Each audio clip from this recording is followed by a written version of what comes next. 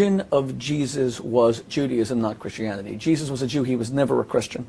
Not only did he live Judaism, practice Judaism, and die for his Judaism, he actually says in Matthew chapter 5, verse 18, that anyone who doesn't keep every last letter of the law will be the least in the kingdom of heaven. That's an incredible statement, that Judaism is eternal and its laws are eternal.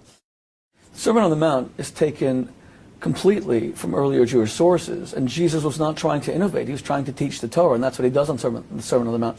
One of the chapters in Kosher Jesus traces most of the Sermon on the Mount, line by line, verse for verse, straight back to their earlier biblical origins, whether it's in the book of Psalms, whether it's in the 5 books of Moses, whether it's in the prophets. Jesus was restating Torah teachings.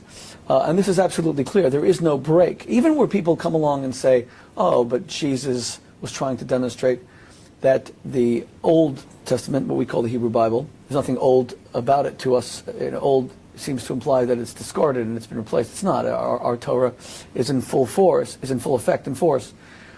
But Jesus says, for example, you have heard, an eye for an eye and tooth for a tooth, but I say, turn the other cheek. First of all, everyone knows, who's ever studied Judaism, they're going back to the very foundation of Judaism. An eye for an eye was never translated literally as some sort of barbaric act that you would take out someone's eye. It was always monetary compensation.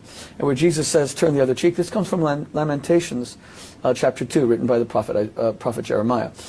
So in the book, I trace back all his teachings to its earlier Torah origin, because Jesus was not coming to innovate and start a new religion.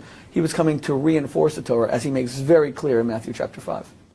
And one of the very interesting things about the New Testament, perhaps the most interesting thing, which the scholar Chaim Maccabee makes, is that the Romans barely appear at all in the New Testament. You're talking about occupying legions who control the country, including the 10th legion, the most ferocious legion, Julius Caesar's legion. And yet, they just don't even appear. They seem to have been scrubbed from the story. It would be like writing a modern history of Iraq 2003 to 2011 and never mentioning American soldiers. It just wouldn't be real.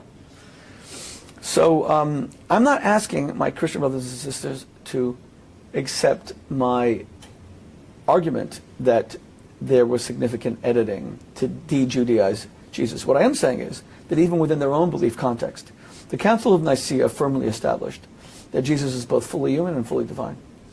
Where do we see the fully human side? I mean, this is an absolute central tenet of the Christian faith, that Jesus is not only God, he's also fully human.